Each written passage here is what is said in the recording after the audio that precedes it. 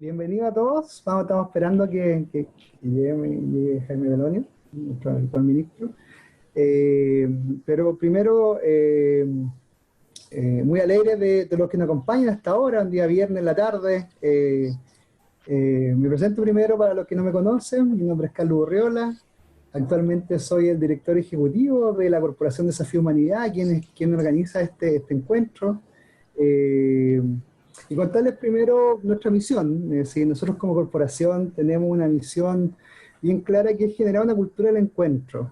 Buscamos como corporación que en Chile se despierte una esperanza y promover la humanización de nuestra sociedad. En ese mismo sentido hemos empezado estos distintos siglos de humanizando. Y en eso el contexto bien amplio. Nosotros creemos que estamos en un proceso de transición de la sociedad y en eso hay que generar reflexión. Para los que no sepan, hemos tenido siglos de humanización de la ciudad, de las finanzas, de las empresas, de la salud, eh, que permitan reflexionar y aumentar la conciencia del ser humano en cuál es su impacto y también cómo desde la visión mucho más comunitaria y de relación con el otro y con su ecosistema, también vayamos cambiando y generando una cultura que permita una sostenibilidad y también un encuentro y una fraternidad entre todos. Y en ese contexto es que conjunto a Juan Vera, quien moderará esta conversación, pensamos que uno de los espacios donde hay que entrar en el tema de reflexión era la política. Juan recientemente escribió un libro que se llama Articuladores de lo Posible, que justo desde el nombre habla de cómo vamos articulando y escuchándonos con otros para ir generando nuevas distinciones y comprensiones de la realidad que permitan generar unas sociedades armónicas. Eh, en este ciclo buscamos, y aquí complementame Juan, generar un encuentro que inicie procesos de escucha, de comprensión e incluso de admiración de nuestras hermosas singularidades. Creemos que Chile es diverso y a veces nos cuesta entender que esa diversidad hay que amarla, hay que comprenderla y rescatarla y no alejarla y excluirnos. Creemos que dialogando para comprender, sin pretender convencer, podemos efectivamente ir logrando esa sociedad. En este ciclo, que será más de un encuentro, porque en este encuentro hemos querido comenzar con nuestro amigo Claudio Rego, que también es miembro de la Corporación Desafío Humanidad, y con Jaime Velorio, que también se ha animado a participar y a generar ese diálogo. Queremos entrar en esa conversación del poder y la política y cómo está lo humano detrás de eso.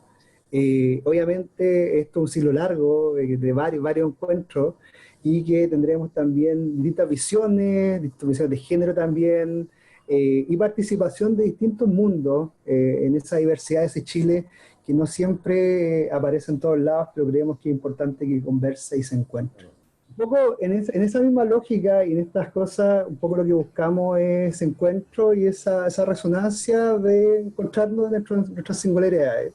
Y eso, este es el primer encuentro y le hemos pedido un poco a Juan Vera, que es miembro también de Desafío, que guíe esta conversación, que guíe este encuentro y esta discusión y este diálogo que pusimos como para dialogar sin pretender convencer, sino entender.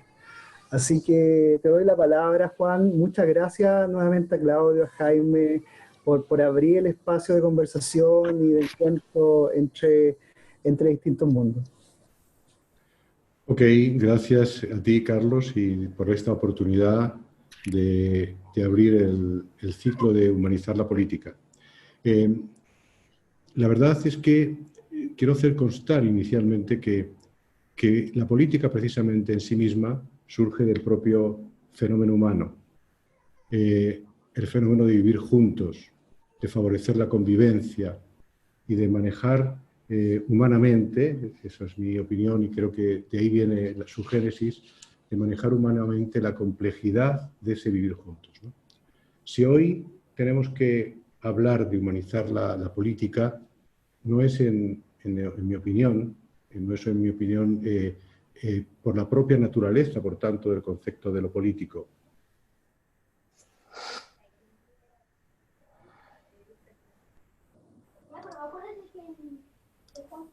Lo escuchamos, Juan. Dice que el administrador me ha silenciado. Pues puede ser que tengamos una reunión con sorpresas, ¿no? Es parte un Bueno, poco de tu tiempo y hay que sí. acoger. Sí, han Lo, hackeado todo. lo último que decía, que por tanto, si se está hablando precisamente de humanizar la política es porque, no por su naturaleza, sino por esta función de los propios humanos que en determinados contextos quizá nos hemos alejado de esa posición, ¿no? Y en esta línea de abrir este encuentro, cuando me ofreció Carlos la oportunidad, pensamos en cómo traer a políticos dialogantes que vengan de tiendas distintas, de miradas distintas. Y pensamos en Claudio Rego, que está cerca de nuestra propia organización, también como miembro de Desafío, y en Jaime Belolio. Entonces, lo primero es agradecer, ministro, exintendente, agradecerles la presencia acá, porque de hecho me consta que este retraso ha sido precisamente por una necesidad de gobierno del ministro y que aún así lo que él quería era que si fuera posible retrasarlo porque quería estar, y eso lo agradezco doblemente. Entonces, a partir de ahí, decir que el propósito es que tengamos una conversación profundamente humana y auténtica. Por eso ya no les voy a llamar más ni ministro ni exintendente, sino que voy a hablar con Jaime y con Claudio, porque mi interés es que aparezcan los seres humanos que también están en política, en una experiencia política, y en ese sentido me gustaría que más allá de que en este momento Jaime tenga una posición de gobierno y que Claudio la haya tenido en gobiernos anteriores, que hablemos de ellos. La pregunta para los dos, y por tanto podéis tomar el turno que queráis, es ¿quién es Jaime? ¿Quién es Claudio? ¿Cómo presentaríais al ser humano que sois? ¿Cuál sería vuestra definición esencial? Pensando en ese ser humano que en este momento está en una experiencia política, ¿no? Así es que el que primero tome la palabra, a partir de ahí ordenamos ya después lo que vamos a ir haciendo, ¿no? ¿Quién es Claudio? ¿Quién es Jaime? A ver, si quieres parto yo, ya que Jaime se viene sumando. A ver, yo te diría que yo me defino como un apasionado de la vida y un agradecido de la vida, padre de 4 hijos maravillosos. Yo diría que un hombre que en la segunda mitad de su vida creo que está más preocupado y más en búsqueda de la sabiduría que solamente la energía para actuar, que fue creo que lo que caracterizó mi primera mitad de la vida.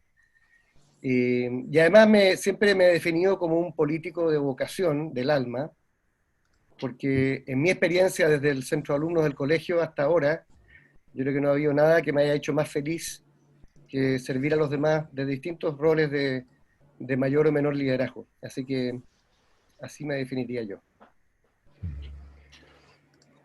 Jaime. Yo soy, a ver, es difícil presentarse así como lo dice Claudio, ¿no? Yo soy una persona a la cual le apasiona el poder contribuir a lo que es más justo. O al revés, déjame decir todo al contrario. Soy primero un disperso, por excelencia. Y eso significa que me gusta saber de muchas cosas al mismo tiempo, que me gusta entretenerme escuchando a otros, sabiendo por qué los otros piensan lo que piensan, que me gusta ser capaz de estar siempre en terreno, siendo un puente entre lo que algo teóricamente existe, pero también en que lo que la práctica existe. Tengo mucha ansiedad por saber más, por querer conocer más, por querer escuchar más. Soy chascón pero pelado. Soy padre de 4 hijos maravillosos, 4 hombres, y el último que tiene 3 meses. Y al igual que Claudio, soy un apasionado. lo cual a veces significa que uno lo pasa muy mal y otras veces lo pasa muy bien, porque vivimos un poco lo que queremos hacer. Es decir, se siente de guata. Yo no soy de los que cree que la política es sin llorar, digamos. O puede que uno sea más o menos llorón, pero cuando uno siente, entonces es capaz de poner las urgencias y los dolores de las personas donde realmente quiere. Yo creo que eso se trata también de humanizar la política, de no creer que uno se las sabe todas, de saber escuchar, de saber respetar y tolerar, de enriquecerse en esa diversidad y en saber aprender y a veces también en saber cambiar de opinión. Y por eso mismo yo me defino también como un liberal clásico, como aquel que no tiene respuesta a todo, que quiere estudiar, que quiere conocer y que está dispuesto a cambiar. Tenemos entonces asegurada la pasión en este encuentro. Yo conozco más a Claudio de hace varios años y entonces sé que si tú te defines como apasionado, aquí vamos a tener pasión desbordante. Sigo contigo entonces, Jaime, y entonces ahora la siguiente pregunta empiezo contigo y sigo después haciendo cambio de turnos. ¿Y qué te hace vibrar en este momento de tu vida? Si tú tuvieras que citar algo que sientas que esa pasión que nos acabas de plantear le hace todavía más desbordante, ¿qué es lo que te produce, que te hace vibrar hoy? Bueno, hasta hace 3 semanas atrás yo era diputado y había hablado varias veces con Claudio sobre que había una cuestión que me tenía un poco, ¿cómo decirlo?, un poco frustrado. Y la frustración que sentía tenía que ver con que en el Congreso no éramos capaces de tener un nivel del debate que es el que el país verdaderamente necesita. ¿Qué es esto? Hace algunos días atrás leí un artículo pequeño que se llama The Perception Gap, en donde lo sean en Estados Unidos, ¿no? Le preguntaban a los republicanos, que se autodeclaraban como republicanos, les preguntaban qué opinaban ellos en una serie de materias. Y después le preguntaban a esos mismos qué pensaban ellos que los demócratas pensaban en esa materia. Y hacían lo mismo a la inversa, ¿no? Y entonces lo que mostraba el gráfico era cuán distinto era la percepción de lo que creían que pensaban los otros versus lo que pensaban ellos. Y en los temas más sensibles, más conflictivos, por ejemplo, en el caso de Estados Unidos, la policía, las migraciones, los derechos de las minorías sexuales, era por lejos donde más diferencia había.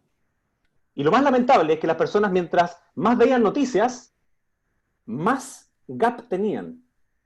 A veces, mientras más educados eran, más gap tenían. Entonces ahí hay un desafío que hoy día me anima.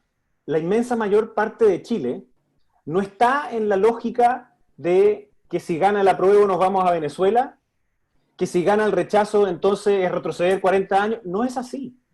La inmensa mayor parte de los chilenos, cuando está hoy día hablando del Chile, está preocupado de la pandemia, de cómo salimos juntos de la pandemia, cómo empezamos una recuperación juntos, cómo podemos volver a dialogar, porque cuando no hay diálogo, quienes se pierden son las personas comunes y corrientes.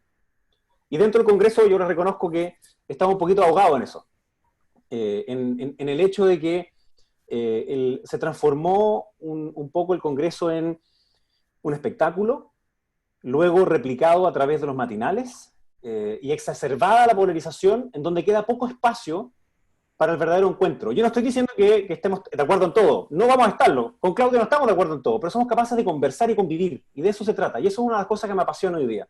Me toca hacer un rol de vocero, que es un rol complejo. Sin embargo, cuando me planteó el presidente el rol de vocero, yo primero le pregunté, le dije, presidente, ¿usted está seguro? y le dije eso porque yo tengo opinión sobre los temas, y me gusta hacer política sobre esas opiniones. Por supuesto, me dijo al tiro, usted tiene que darse cuenta que ya no es vocero de usted, sino que es vocero del gobierno, y lo entendí inmediato. Eso significa trabajar en equipo, dejar que otros también brillen, y eso también me apasiona. Y por último era...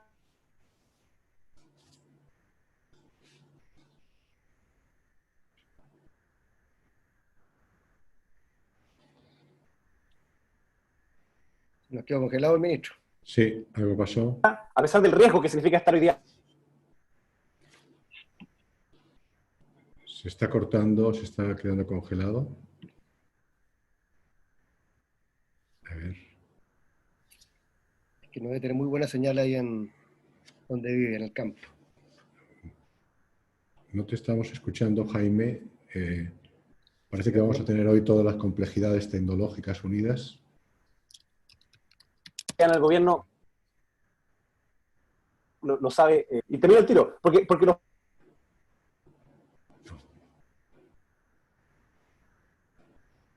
Estamos teniendo... próximos... ¿Me volví? Es que se va cortando cada poco. ¿Estás conectado con el teléfono o con tu red?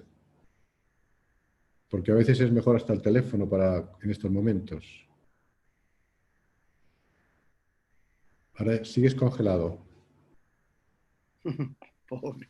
Podemos, si te parece, le paso la pregunta a Claudio para darte tiempo a que esto se restablezca y te devuelvo otra vez a ti para que la termines. Yo no sé si otra cosa que me estaban diciendo es si están planteándose que se destaque la voz del hablante, la imagen, perdón, porque algunas personas decían que se me escuchaba, se me veía a mí solo mientras que hablaban los demás. Entonces eso también hay que definirlo ahí. Pero mientras que la conexión de Jaime, que se restablece, llego a ti, Claudio, y te hago la misma pregunta, ¿no? ¿Qué te está haciendo vibrar a ti en este momento? Yo creo que bueno, primero que decir es que pena que no esté ahora Jaime, pero la verdad es que para que la gente sepa que esta invitación se hizo antes de que fuera ministro. ¿Ah? Sí.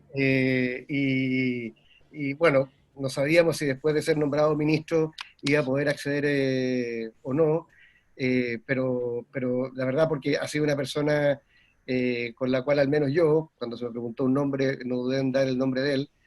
Siempre he visto a alguien que lo refleja tal como lo que él ha dicho, que es una persona dialogante, que le gusta el terreno, que le gusta aprender, que le gusta discutir, pero no discutir solamente para convencer, sino que también discutir para aprender. ¿Ah? Y yo he sido testigo personal de eso desde su época de dirigente estudiantil, que también nos une con el pasado. Pero volviendo a tu pregunta, Juan, mira, a mí hay dos ámbitos de cosas que me viran. No te puedo negar que esto de la cuarentena y la pandemia me ha hecho reconectarme muy fuertemente con mis afectos, ¿ah? Con mis hijos, con mi madre, a quien he visto 2 veces en 5 meses y me ha tocado acompañarla a caminar, con mis hermanas, con quienes tenemos ¿cómo se llama? Un Zoom diario para vernos, con mis amigos y también con mi pareja. Así que eso ha ocupado, yo creo que ha sido un sostén bien importante y me ha hecho mantenerme vivo y con esperanza en este tiempo complicado. Y lo otro que me hace vibrar hoy día, que es el dolor. ¿Ah? Yo creo que hay mucha gente que lo está pasando muy, pero muy mal. ¿Ah? Yo creo que todos hemos visto como, no obstante los privilegios que podemos tener, donde vivimos, que lo hemos pasado mal, estando encerrados, no viendo a nuestros seres queridos. Mucha gente ha perdido el trabajo o tiene incertidumbre de perder el trabajo. Eh, y si eso nos pasa a personas que tenemos privilegio, basta simplemente acercarse un poco a gente que no tiene esos privilegios, que vive en 30 metros cuadrados, que perdió su trabajo o tiene un trabajo irregular o informal, donde, no sé, personas que han salido varios reportajes en los medios de comunicación, de personas, mujeres sobre todo, que han tenido que convivir con sus agresores. O sea, como hace mucho tiempo el dolor de otros no, como resuena en mí. ¿Ah? Y si yo tenía, como te he comentado muchas veces, ganas de volver a lo público hace rato ya, reconozco que hoy día, como nunca, lo siento como una cosa imperiosa, porque entre otras cosas veo este dolor que no disminuye, sino que aumenta, y que me gustaría poder hacer algo para poder aliviarlo. Ahora, no me siento ni un mesías, ni no me siento una persona que tenga una varita mágica. Yo creo como nunca que cualquier solución a los problemas profundos que tiene nuestro país y el mundo requieren cooperación, requieren liderazgo colaborativo, pero sin duda alguna que ese dolor hoy día me toca, me interpela, me duele y me impulsa también a la acción. ¿Ah? Y cada uno, por supuesto, actúa en el ámbito donde tiene sus talentos y donde tiene su vocación. Y en el caso mío, mi vocación del alma, como he dicho muchas veces, es el servicio público, así que me importa menos dónde y cómo, pero sí volver a hacer eso y siempre, y en eso coincido 100% con Jaime, con este profundo respeto por los demás. Aquí no hay nadie poseedor absoluto de la verdad, siempre podemos aprender de otro, siempre podemos aprender de la persona que menos lo esperamos, y yo creo que, y aprender no solamente cosas cognitivas, sino cosas de verdad relevantes, ¿ah? Valores fundamentales, actitudes que valen la pena, y lo más importante, por lo menos para mí, esta idea de que el otro es tan legítimo como uno, y no importa lo que piense, tenemos que estar dispuestos a crear ese espacio de diálogo, y creo que lo público, por definición, y la política es un espacio para eso. Entonces, cuando se desnaturaliza lo público, por la polarización, por el insulto, por la descalificación, por la violencia, perdimos aquello que nos hace seres más civilizados, y que es lo que le da la razón a la democracia. Antes de hacerte a ti la pregunta siguiente, vamos a ver si Jaime... Volvió, ¿no? ¿Ahora me escuchan? Sí, Sí, ahí sí, Jaime. Entonces, estaba rellenando nomás, oye, te estaba galleteando, como siempre. Entonces, Jaime... Te pido disculpas, Juan, pero yo vivo aquí a las afueras de Santiago, en Buin, en donde mi conexión a internet es a través de ADSL, que es como que fuera teléfono. Entonces, no es tan buena, lo siento. Bueno, te escuchamos bastante, pero para redondear la frase que estabas planteando en la pregunta de lo que te hacía vibrar, ¿no? ¿Hay algo más que quieras complementar? No, solo terminar en algo que también decía Claudio. La democracia se trata de que cada una de las personas tiene una dignidad inherente por el hecho de ser humano. Y que por tanto es un otro válido. Cuando deja de ser un otro válido, es decir, cuando yo tengo una superioridad moral a tal punto que el otro tiene que desaparecer, entonces se destruyen las bases de la democracia. Y lo hemos visto lamentablemente en muchas esferas, a través de las redes sociales, a través del discurso político, en que pareciera que lo único que es más visible es la diferencia radicalizada. Y de nuevo, cuando eso ocurre, quien desaparece es el ciudadano común. Es la persona a la cual no le importa que sea de izquierda o de derecha la idea. Está teniendo ciertos dolores, ciertas urgencias, y lo que quiere es que uno pueda atender a ellas. La política muchas veces es muy bipolar, porque a uno le toca estar en condiciones y conocer personas que están en condiciones de mucha, no sé, de mucha pobreza, de mucha vulnerabilidad, y después te toca entrar adentro del Congreso donde todo el mundo te dice diputado, diputado, diputado, o en la moneda donde todo el mundo te trata de ministro, ministro. Y entonces es como uno es capaz de, sin disociarse de esa realidad, pero al mismo tiempo enfocarse en esa realidad. Y eso es algo que a mí también me apasiona. Y dentro de la vocería, lo que a mí me encantaría es, por supuesto, poder estrechar los lazos. Bueno, con Chile Vamos, ahora también tenemos que conversar con Chile Vamos primero, pero luego también con esa oposición moderada que a veces siento que está más silente por esta lógica de un discurso más radicalizado. Y eso nos hace mal como sociedad. El no ser capaz de poder entender al otro, de escuchar sus argumentos, al final nos termina por perjudicar. Y lo último, Juan, a mí me preocupa lo que pasa en los próximos 2 meses antes del plebiscito. Porque si llegamos polarizados a él, entonces, por supuesto, van a haber algunos que van a decir, mire, ganó el apruebo por un 70%, eso significa que entonces se tiene que acabar el gobierno. Pero, ¿qué son las elecciones? Las elecciones son la vía institucional en donde cada uno de los ciudadanos en su dignidad vota y establece ciudadanamente qué es lo que quiere para el futuro del país. Ahí está la riqueza de lo que tiene este plebiscito. En que cada uno es capaz de, más allá si está por el apruebo o el rechazo, son 2 fórmulas perfectamente legítimas ante la pregunta de qué hacemos nosotros los próximos 20 años. Ahí está la clave. Y a mí me parece que necesitamos que se vea más que existen ciudadanos comunes que valoran las diferencias, que se aceptan en esas diferencias, que se enriquecen en esa diferencia, porque de eso precisamente se trata la política. Eso es parte de lo que me apasiona hoy día en el Ministerio. Muchas gracias, Jaime. Primero, ten cuidado de aceptar. Mi tercera pregunta es para Claudio, o sea, empiezo con él, y es, esto sé que te lo he preguntado alguna vez anteriormente, ¿no? Pero es, ¿qué momento central de tu vida, o qué momento especial de tu vida, o qué momento emblemático te ha traído a lo que hoy haces y representas? Independientemente que no tengas un cargo en este momento, pero sigues siendo un hombre político. Entonces, ¿hay algún momento que fuera interesante comentar a esta audiencia que tenemos donde tú sientes ese llamado de la política? Yo creo que hay 2 momentos, si me permite, Juana. Uno que tiene que ver con una coyuntura del país. ¿Ah? Yo recuerdo muy bien, estando en tercero medio en el colegio, me tocó leer un artículo del padre Pepe Aldunate en la revista Mensaje, que hablaba de las situaciones de tortura que había en nuestro país y cómo un grupo de laicos y religiosos había decidido adoptar el método de la no violencia activa del Mahatma Gandhi, de Martin Luther King, para protestar en contra de esa tortura. ¿Eh? Y que ellos estaban dispuestos a ser golpeados y detenidos, pero nunca agredir a nadie por defender algo que les parecía justo, que era la dignidad de todo ser humano. Y yo, a los 16 años, mi papá había muerto hace un año y medio, en tercero medio decidí meterme al movimiento contra la tortura Sebastián Acevedo, y fue algo que me marcó mucho, porque yo en esa época no militaba en política, tenía mi opinión respecto, obviamente, la dictadura, pero esto me pareció que era algo muy anterior o básico en la política, que era, primero, luchar por algo que me parecía fundamental, que eran los derechos humanos, y en este caso personas que estaban siendo detenidas y tratadas inhumanamente. ¿Eh?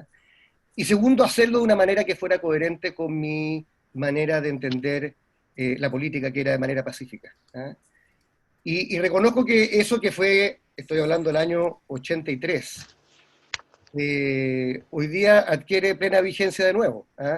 ¿Eh? Cómo luchar por los derechos humanos de todos, pero reivindicar el tremendo poder moral de la no violencia activa como una manera que hoy día parece desprestigiada al lado de la violencia, al lado de la descalificación, y que yo sigo pensando que es probablemente lejos el instrumento más potente que tiene la humanidad para avanzar en las causas de justicia y de humanidad.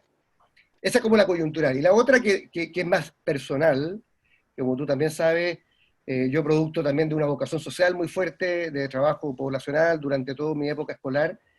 En segundo o tercer año de universidad decidí irme con un compañero de colegio y de universidad a vivir una población en Peñalolén, la población La Faena, donde compartí en una pequeña comunidad durante tres años, viviendo, no como pobre, porque te mentiría si te dijera que uno logra quitarse los privilegios con los cuales llegó a este mundo, porque la educación, los contactos, en fin, mil cuestiones, pero por lo menos compartir el día a día con gente más humilde, y aprender de sus valores y también conocer sus miserias. Y esa experiencia, te digo que me marcó a fuego. Ambas, si te das cuenta, no tienen que ver con la política partidista. Yo siempre he mirado la política partidista como un instrumento, pero la verdadera vocación que me marcó a mí tiene que ver con ese contacto de ver la tremenda desigualdad. En esa época no había teléfonos celulares, entonces había un teléfono público en la esquina de mi casa, y yo decía, por primera vez yo estaba del lado del teléfono público donde estaban los jardineros, las asesoras del hogar, los trabajadores de la construcción que llamaban a sus patrones para decirles que no podían llegar a trabajar porque estaba inundada la población. Entonces, para mí, por ejemplo, esta idea de que la cabeza piensa donde están los pies, viene de esa época. Uno piensa distinto dependiendo de dónde se para. Y yo he tratado, a veces con más éxito, a veces con poco éxito, de pararme desde el lado de las personas que han sufrido violación a sus derechos y también de las personas más pobres, y creo que eso ha marcado a fuego mi vocación, y que no obstante ya tener 53 años, soy bastante mayor que Jaime, pero nos unen muchas cosas más allá de la diferencia de edad. Ahora yo tengo más pelo que él, que es otra cosa, pero bueno, eso ya es genética. Yo siento que me siento con el mismo idealismo de los 20, a pesar de que no soy tan inocente como a los 20, pero creo que ese tipo de causas son las que valen la pena seguir enalborando.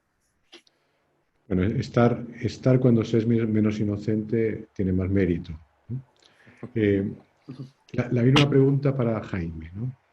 Que ese momento, ese llamado que te hizo entrar en lo que estás en este momento, en el mundo de la política. ¿Reconoces algún instante o fue Sí. algo que fue producido? No, de todas maneras, yo diría que también, igual que Claudio, son dos.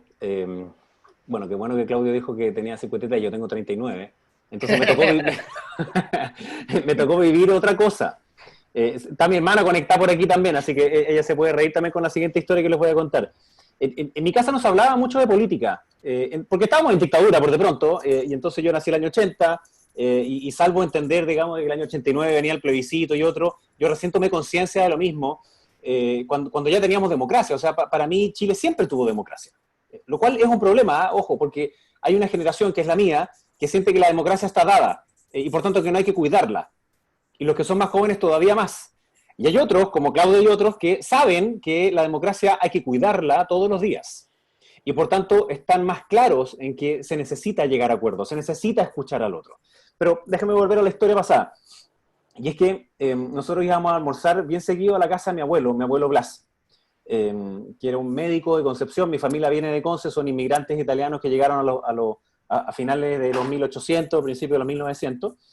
Y como buen inmigrante italiano, mi bisabuelo no había terminado el colegio básico, digamos, y venía a ser un vendedor. Ya eso fue. Iba a Valparaíso, pero se quedó pegado en Talcahuano, así que estuvieron en Conce.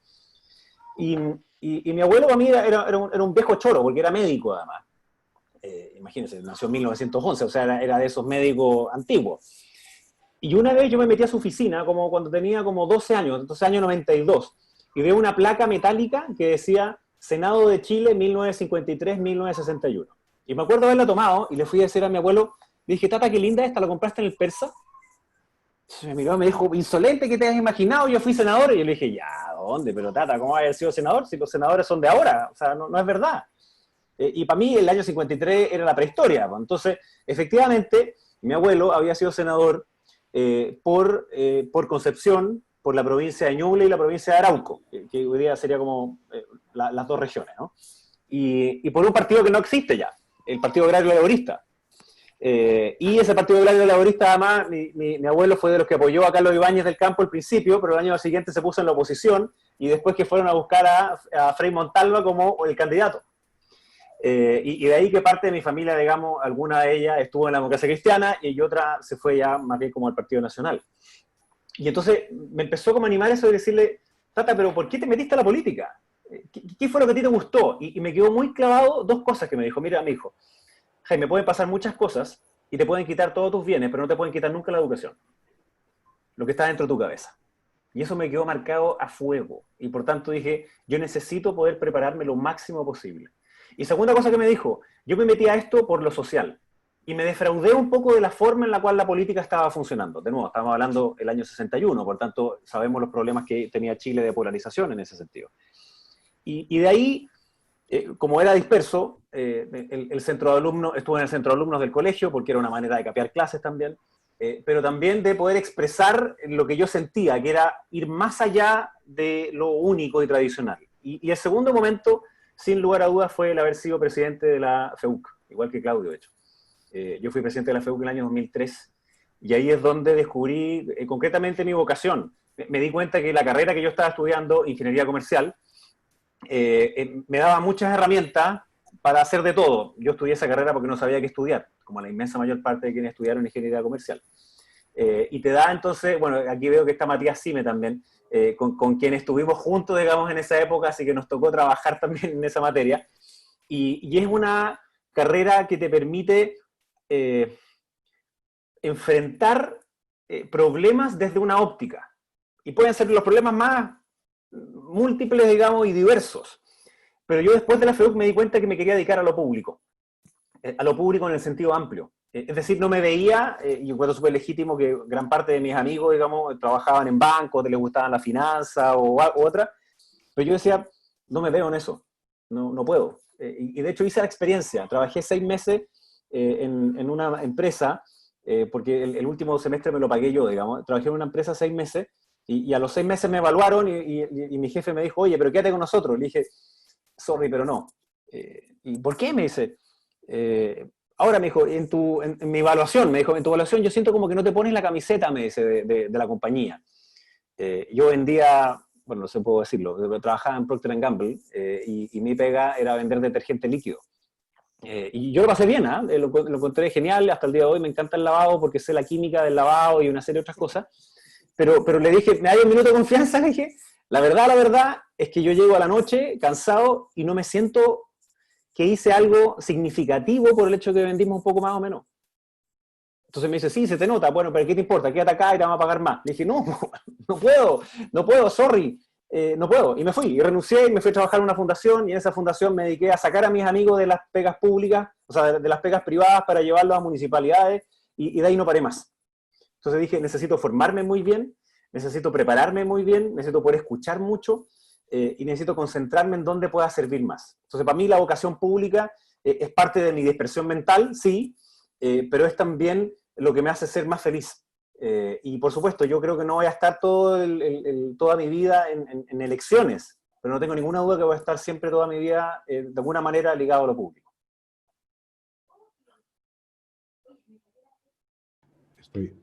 Te había dado las gracias, pero no me he dado cuenta que estaba silenciado. Te decía gracias, Jaime.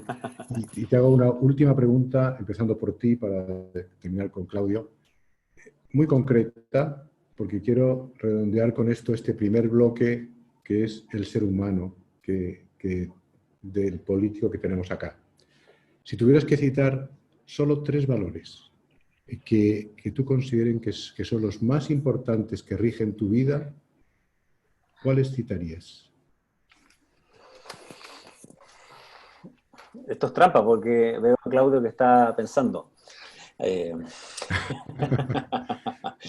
Pero luego tendrás ventaja tú en la siguiente. Está bien. 3 valores que rigen mi vida. A ver.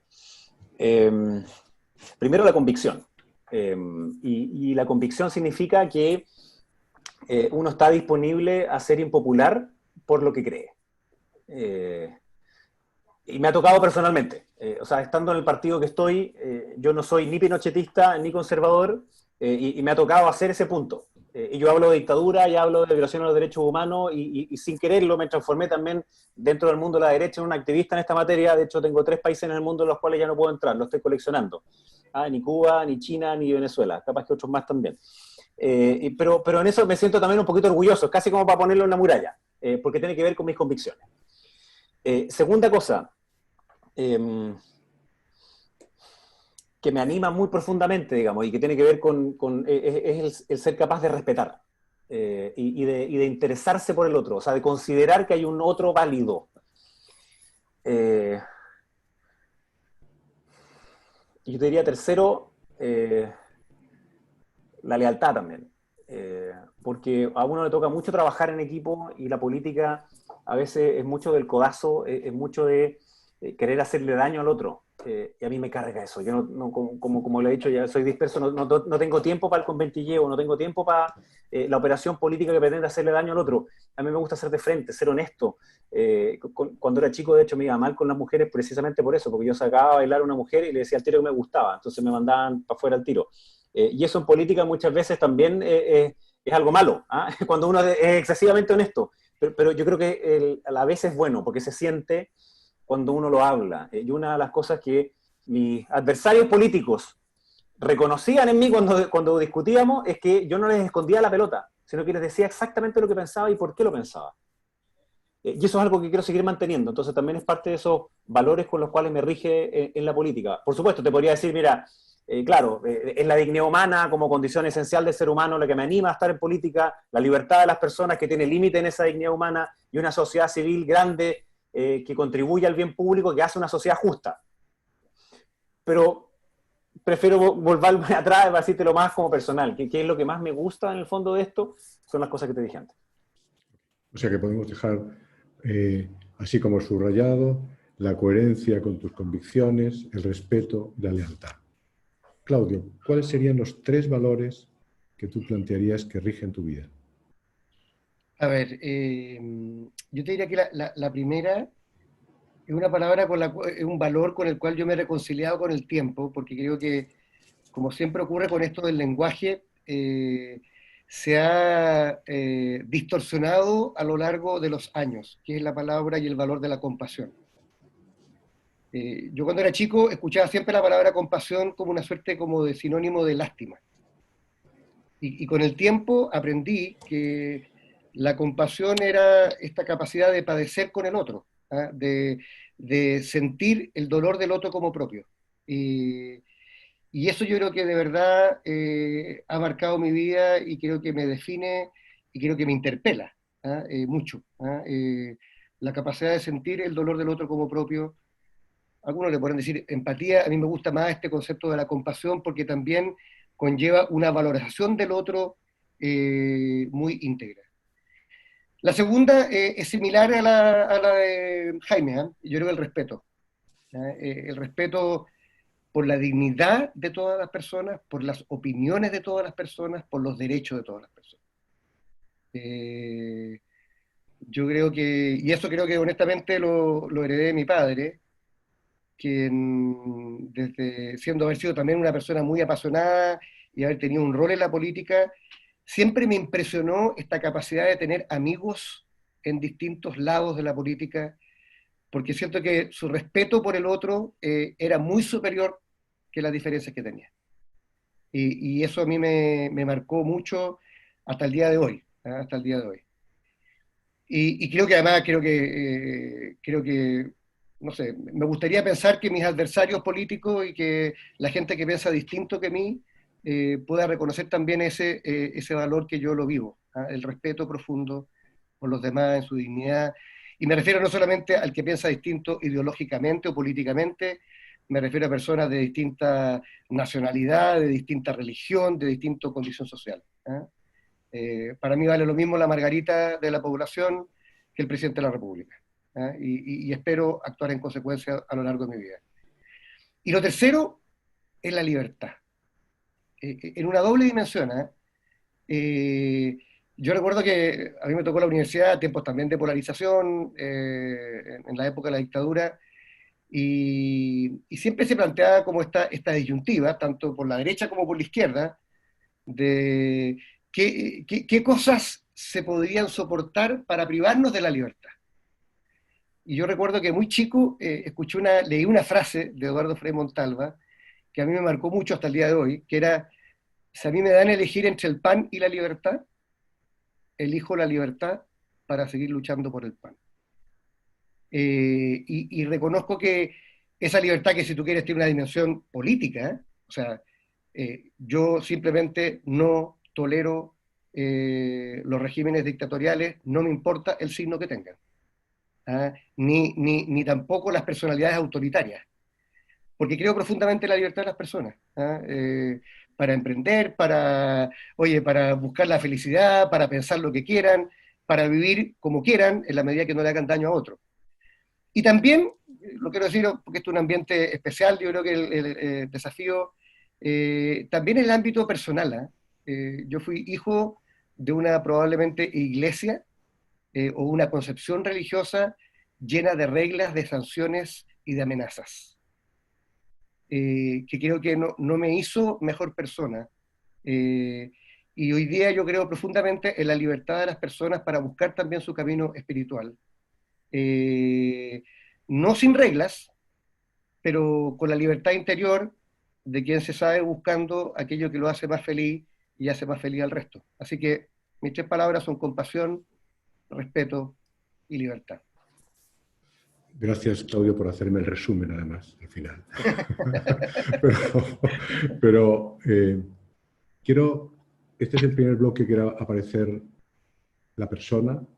Ahora voy a seguir con Claudio, pero déjenme hacer primero un subrayado, y es qué distinto es cuando empezamos hablando de las personas, porque aparece lo que acaba de suceder, que personas que están en miradas distintas, aparentemente, de la sociedad, que seguramente votarían distinto, muchas cosas. Sin embargo, cuando vemos los valores que les rigen, podemos encontrar que hay un espacio de lo común, ese espacio de lo común que permite vivir juntos. Quiero acercarme ya a preguntas más políticas, más relacionadas con el mundo que estamos viviendo. Y para eso he visto que hay varias personas de otros países que hoy nos están viendo. Y diría que ahora le voy a preguntar a Claudio de nuevo para después ir a Jaime y volver. Claudio Orrego es un demócrata cristiano, quizás los demás no lo sepan, y yo lo conocí cuando era secretario general o secretario ejecutivo de la modernización del Estado, y después ha sido ministro de Vivienda y 2 veces alcalde de Peñalolén e intendente metropolitano, siempre dentro de esa mirada, ¿no? Entonces, ¿por qué sigues todavía en la política? ¿Qué es lo que sabiendo, como has dicho también antes, que a veces ha habido decepciones, también lo ha comentado Jaime, ¿no? ¿Qué te tiene acá? Yo creo que, mira, me tiene algo vital y algo conceptual también. ¿Ah? Voy a partir por lo segundo. ¿Ah?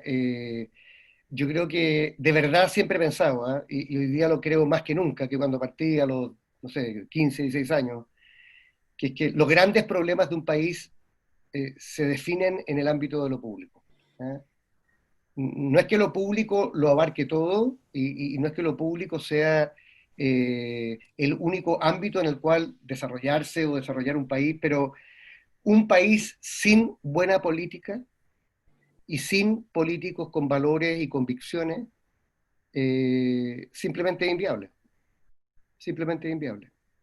Eh, y podemos tener las mejores empresas, la mejor tecnología, pero yo creo que la política es esencial para crear las condiciones para que cada persona después construya su proyecto de vida y se desarrolle y sea feliz.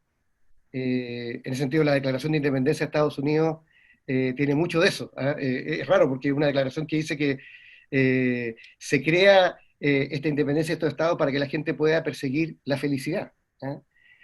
Y lo vital, quizás me pasa un poco lo mismo de Jaime, con la única ventaja que como tengo más años que él, eh, lo he podido confirmar muchas veces, que es que en el ámbito donde yo me desarrollo plenamente y soy más feliz y me brillan los ojos, es la política. He trabajado también en el mundo privado, sí, he aprendido muchísimo. Siempre le agradeció a Andrés Navarro haberme dado la posibilidad de trabajar en Sonda, en un tema que me apasiona, como las tecnologías. Pero reconozco que precisamente cuando yo trabajaba en Sonda, por esos días fallecieron dos personas muy importantes en mi vida, Jaime Castillo Velasco, que es un gran filósofo de la democracia cristiana, y el padre Gerardo Hoyland, que es el cura Machuca, que algunos vieron la película, que a mí me marcó mucho también cuando yo vivía en la población. Y fue tan fuerte porque en una semana se murieron estas dos personas, y yo me hice la típica pregunta que uno se hace ante la muerte, que es, si a mí me quedara una semana de vida, ¿seguiría haciendo lo mismo que estoy ahora, haciendo ahora? Y para mí fue tan obvio que no, que renuncié y decidí volver a la política. O sea, como yo sé que es el espacio, cada uno tiene sus talentos y tiene su vocación. Alguien dice por ahí que la vocación es el lugar en que se intersectan los talentos personales con las necesidades del otro. Bueno, este es mi espacio. Entonces, no solamente creo que la política es fundamental para conseguir la justicia, para tener buena convivencia, para crecer económicamente y derrotar la pobreza, sino que además creo que me traicionaría a mí mismo no aceptar esa vocación y vivirla plenamente. Gracias, Claudio. Jaime, para los que son extranjeros y no están tan metidos en la política de este país, milita en la Unión Demócrata Independiente y ha sido 2 veces diputado. Estaba siendo diputado precisamente cuando ya teníamos esta reunión armada, como decía Claudio, así que con Claudio dijimos, va a estar difícil que el nuevo ministro nos acompañe, pero aquí está, porque fue nombrado ministro secretario general de gobierno, ¿no? Te hago entonces, Jaime, la misma pregunta, ¿no? No te voy a decir por qué sigues, porque por esos 14 años de diferencia todavía tienes mucho por delante, pero ¿qué te tiene? Te cambiaré un poco la pregunta. ¿Qué te tiene hoy, en este momento, en la política? Incluso me atrevería a preguntarte, dado que aceptaste este cargo en el gobierno, ¿por qué aceptas? ¿Qué aceptaste? ¿Qué es lo que te tiene que te das cuenta de que hay que estar ahí? Bueno, cuando acepté irme al gabinete, varios amigos me decían que me felicitaban y otros me decían que me daban el pésame. Porque me decían, bueno, con esto se acabaron tus posibilidades de elecciones futuras y otras. Y yo dije, mira, tengo como idea de vida que es preferible arrepentirse de las cosas que uno hace que de las cosas que no hace. Y hay ciertas cosas que no son tan planificables, sino que también comienzan a aparecer en el camino cuando uno trabaja de alguna manera más sistemática. ¿Y por qué la política? Porque yo creo en esa política con mayúscula, que viene de la polis, que viene de la ciudad, que viene del cómo vivimos juntos. Sí, era demasiado paradójico que, bueno, hasta antes del 18 de octubre y después de la pandemia, obviamente que estos números han cambiado, pero antes de la pandemia y del 18 de octubre, las personas cuando les preguntaban sobre cómo vivían ellos, te decían que estaban satisfechos con su vida, muy mayoritariamente, y que veían que en el futuro sus hijos iban a estar todavía mejor, pero le preguntaban, ¿cómo está el país? Muy mal. Entonces, si una encuesta bien hecha, que individualmente las personas dicen que muy mayoritariamente ellos están bien, pero el país está mal, hay algo que está chocando. ¿Y qué es lo que está chocando? La convivencia. El cómo, y esa convivencia es la política. Entonces, eso tiene que ver con, por supuesto, la ciudad, que yo sé que es un tema que le apasiona a Claudio. Una ciudad que no se integra, una ciudad en donde se presume que el otro es mi adversario también, entonces es una ciudad en donde tampoco te puedes encontrar. Por supuesto que es diferente y no estoy pensando en una ágora antigua en donde todos vamos a la plaza y hablamos todo el día. No se trata de eso, se trata en la actual modernidad, con las incertidumbres gigantescas de futuro. ¿Cómo nos miramos a los ojos y nos encontramos? Para mí de eso se trata la política. Se trata al mismo tiempo, como te decía antes, de que las urgencias y los dolores de las personas sean también las urgencias de la política. Y eso es una de las cosas que también se olvida a veces en la Cámara de Diputados y en el Congreso, que yo se lo he dicho a algunas personas que conozco que están acá, que a veces era como un internado tóxico, ¿ah? Que nosotros hablábamos afuera y estábamos de acuerdo en muchas cosas, nos poníamos allá adentro y resulta que nos sacábamos la cresta. Entonces era como los monitos animados, eso que se ve como la nube de polvo y de repente se ven brazos y patas. Y de nuevo, cuando eso ocurre, ¿quién pierde? Pierde el ciudadano común y corriente, porque no está viendo eso. Y para serte franco, luego de la votación del 10%, ver a alguien tratando de imitar a Naruto corriendo por la mitad de la sala, para mí fue la bajada del telón. Y yo lo que espero es que podamos levantar el telón y cuando lo levantemos de nuevo, la obra sea distinta. Y que sea distinta en términos de que tenemos diferencias, nos valoramos en la misma, pero tenemos algo en común. Y eso común es nuestro país, es nuestro futuro juntos. Entonces sí, la política por supuesto que no está de moda. No lo ha estado hace mucho tiempo, pero especialmente ahora. La única vez que la Cámara de Diputados estuvo fuera del último lugar fue cuando la NFP tenía de presidente a Jadwe. Fue el único momento. Después sacaron a Jadwe, digamos, y la Cámara de Diputados y el Congreso volvió al último lugar. Entonces, se trata de una pega que uno sabe que es compleja, de que uno no busca como el reconocimiento, digamos, popular. A pesar de que aquí tengo un temor también, que algo lo tocó el mismo Claudio, que es el riesgo del populismo. El populismo en dos sentidos. Primero, de respuestas fáciles a problemas muy complejos, pero que al mismo tiempo plantean a uno como el que es la voz del pueblo y representante del mismo, y el otro es el enemigo. Esas dos cosas juntas hacen muchísimo daño. Y entonces también estoy en política porque creo que eso hay que combatirlo todos los días. Porque la solución que encausa y que mejor protege la dignidad de las personas, la libertad de las personas y a esta sociedad, sin lugar a dudas, es la democracia, y la democracia es la política. Es imposible sin los partidos, es imposible sin el debate, es imposible sin el diálogo. Entonces, yo esto lo conversaba a veces con algunos de mis amigos que se dedicaron siempre al ámbito privado y que yo, por supuesto, respeto y valoro y promuevo. Después del 18 de octubre, ellos se empezaron a dar cuenta que la política no era algo que ellos tenían que externalizar como si fuera una empresa externa, así como la empresa de aseo. Algo que pasaba ya en el Congreso. O que lo público no era algo en lo cual ellos estaban excluidos. Entonces, claro, algunos me tocaban en estos foros y me decían, pero mira que lo público que funciona de manera tan ineficiente, y mira la salud. Entonces yo les decía, oye, espérense un poco. ¿Cuántos de ustedes están disponibles a trabajar a FONASA? ¿Cuántos de ustedes están disponibles a ser directores de un hospital? ¿Cuántos de ustedes están disponibles para ser, por ejemplo, directores de un servicio local de educación? Ahora, dado que ustedes hablan de eficiencia y son tan buenos por la eficiencia, dígame cuántos, po. Y claro, ahí recién empezaban a mirar por otro lado. Cuando uno cree que el Estado es de los otros y la política es una cuestión externa, entonces también los países comienzan a fracasar. La política es de todos y el Estado es de todos. Eso también es una de las cosas que me anima a estar en política. No puedo estar más de acuerdo con esas últimas declaraciones. Sigo con Jaime. Humberto Maturana, en las últimas veces que se ha dirigido a audiencias como estas, y que he tenido la oportunidad de escucharlo. A partir precisamente de esta lesión a la convivencia que empieza a ocurrir a partir del 18 de octubre, dice que hay que hacerse la pregunta cuando hablamos de convivencia de ¿queremos vivir juntos? Y esa pregunta, que sé que es difícil y abierta, es la que quiero haceros, ¿no? Entonces, ¿tú dirías, Jaime, que los chilenos de hoy quieren vivir juntos?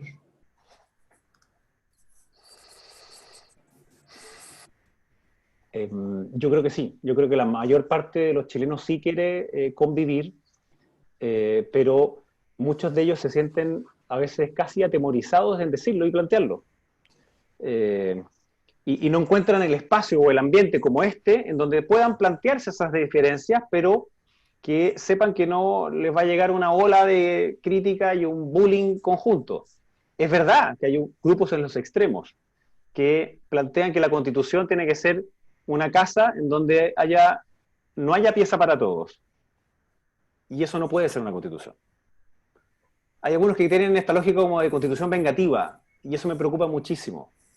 Hay otros más jóvenes que piensan que lo justo es censurar a aquellas ideas que no son las mías. Y caen entonces en ese fanatismo.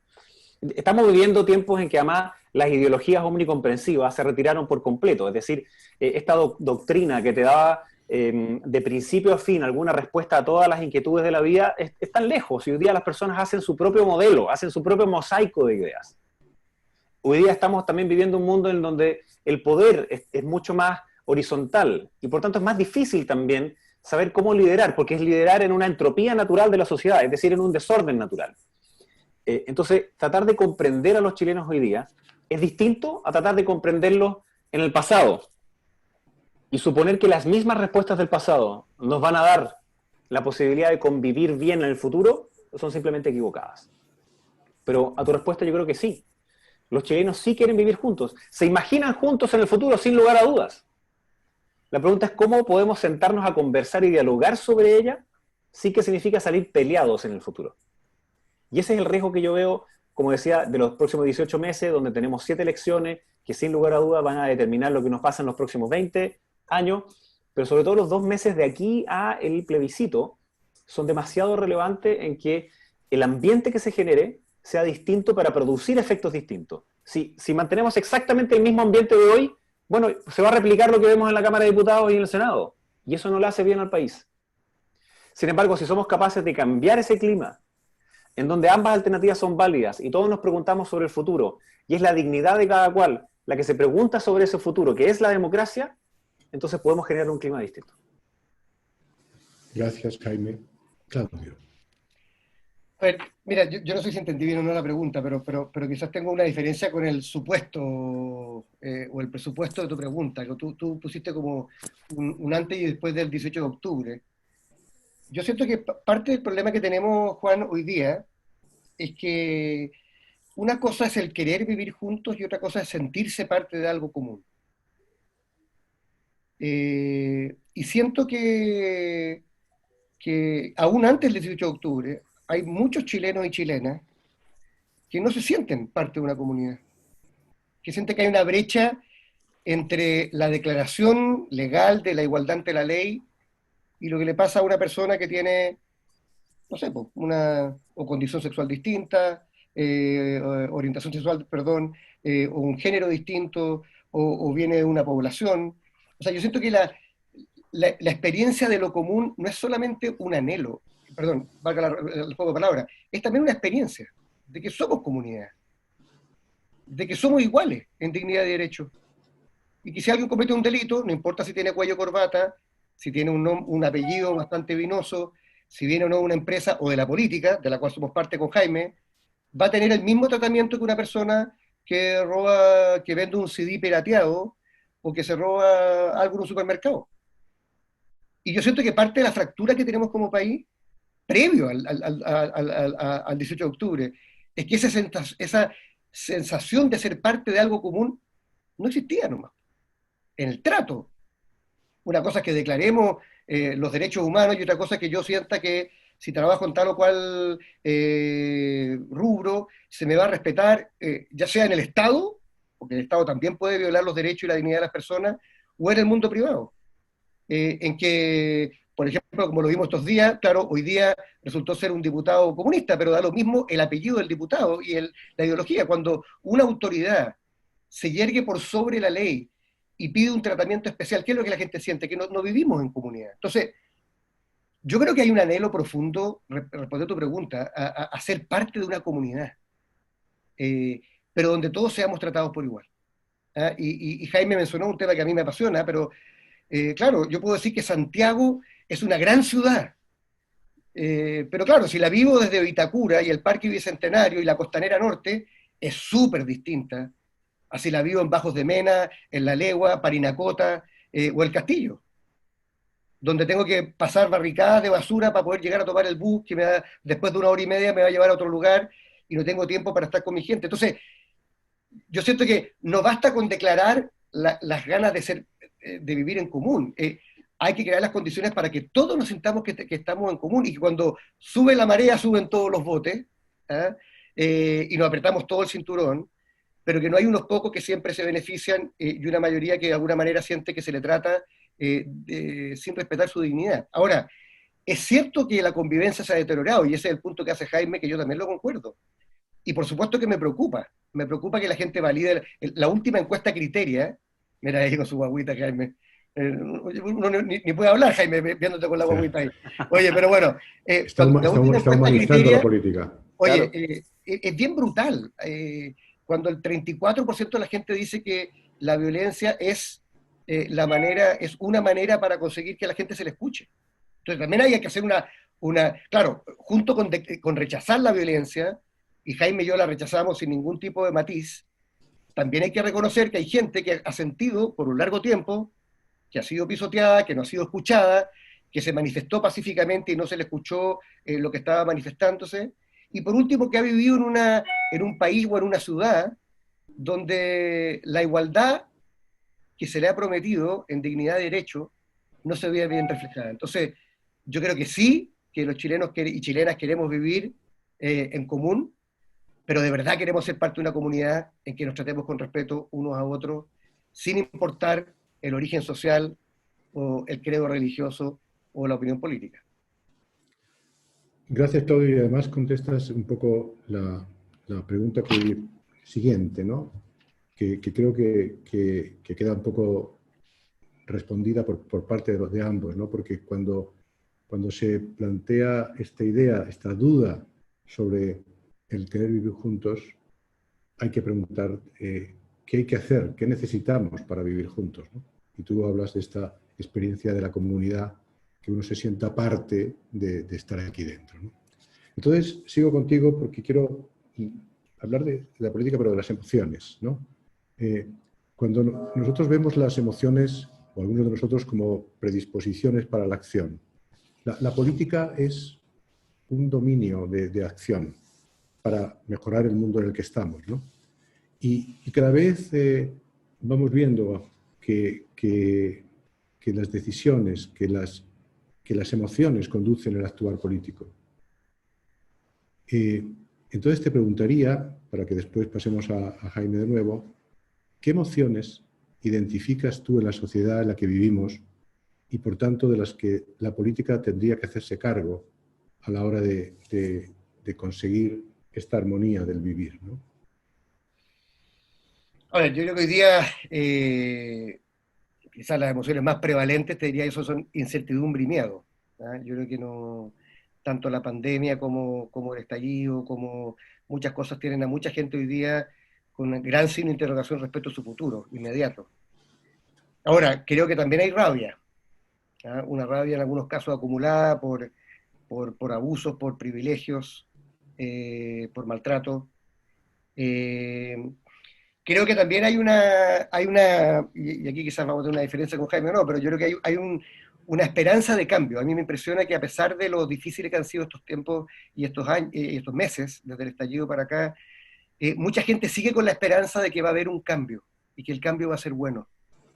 Inclusive gente que rechaza la violencia y que no le gustan muchas manifestaciones que hemos tenido, dice que tiene la esperanza de que esto va a salir un país mejor, y yo la suscribo.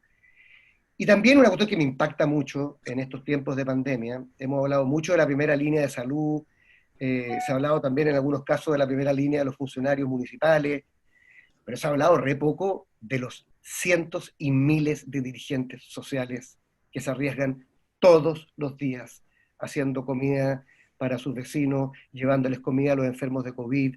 O sea, creo que el valor de la solidaridad, la emoción de la solidaridad, de el arriesgar la vida propia, sin cargo, sin remuneración, sin prensa, por el de al lado, también es parte de este crisol de emociones que tú señalas, Juan, que yo creo que son todas vigentes. Ahora, hay unas que son, obviamente, emociones malas. Yo creo que de verdad hay gente que tiene odio hoy día también. Creo que son los menos. ¿Eh? Creo que hay gente que tiene intolerancia. Lamentablemente no son tan pocos los de la intolerancia y el sectarismo. ¿Eh?